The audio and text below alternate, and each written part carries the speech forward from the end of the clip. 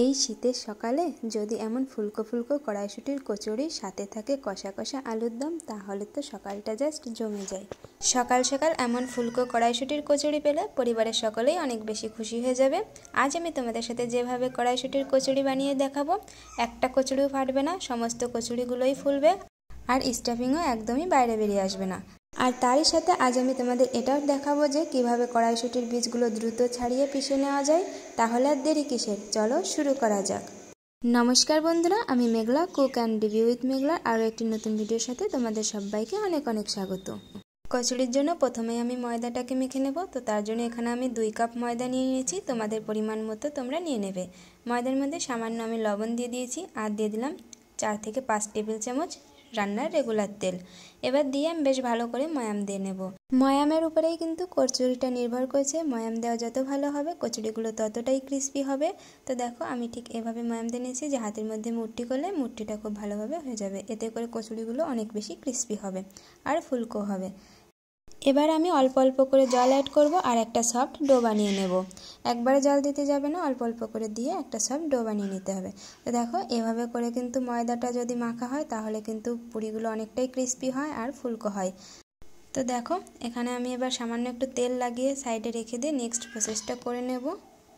আর এদিকে দেখো আমি কড়াইশুঁটিগুলো সেদ্ধ করে নিয়েছি। এখানে আমি কুকারে দিয়ে একটা সিটি লাগিয়ে সেদ্ধ করে নিয়েছি। তো কড়াইশুঁটি যদি এভাবে সেদ্ধ করে নেওয়া হয় তাহলে কিন্তু বীজগুলো অনেক দ্রুত ছাড়িয়ে নেওয়া যায় আর পিষতেও একদমই ঝামেলা হয় না। তো আমি বীজগুলো এবার বের করে নিয়ে পিষে নেব। তো দেখো বীজগুলো বের করে আমি পিষে নিয়েছি।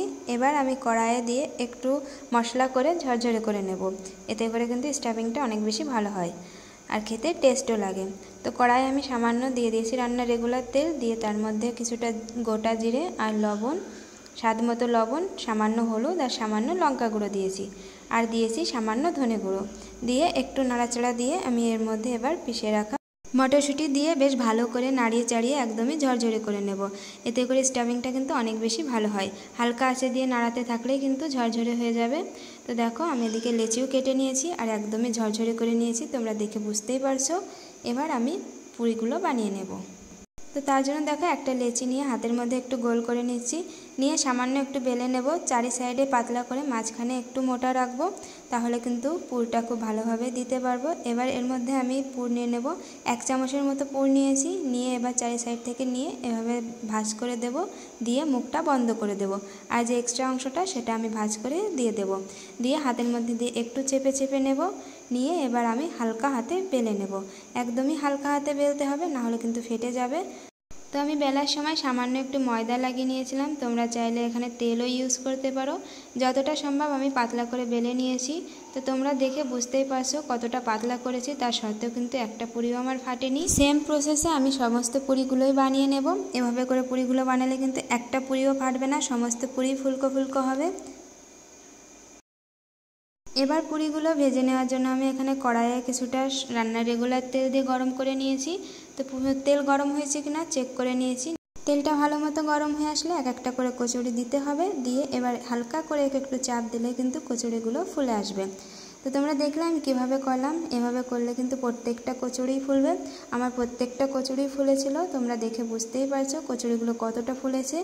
ইচ্ছে করছিল প্রত্যেকটা কচুরি ভিডিও তোমাদেরকে দেখায়, কিন্তু তা তো দেখানো সম্ভব নয়, যতটা সম্ভব তোমাদেরকে দেখিয়েছি। তো তোমরাও যদি এভাবে বাড়িতে বানাও তাহলে কিন্তু প্রত্যেকটা কচুরিই ফুলবে আর কচুরির স্টাফিংও বাইরে বেরিয়ে আসবে না।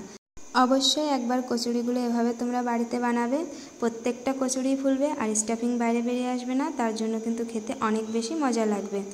তো তোমরাও তোমাদের প্রিয় মানুষকে খুশি রাখতে অবশ্যই এই কচুরির রেসিপিটা একবার বানিয়ে তাদেরকে খাও, বাড়িতে বাচ্চা থেকে বড় সবাই অনেক বেশি পছন্দ করবে।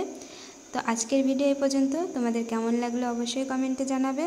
ভালো লাগলে লাইক কমেন্ট শেয়ার করতে একদম ভুলবে না। আমার চ্যানেলে অলরেডি আলুর দমের রেসিপিটা দেওয়া আছে, ফাটাফাটি একটা আলুর দমের রেসিপি, তোমরা গিয়ে অবশ্যই চেক করে নেবে।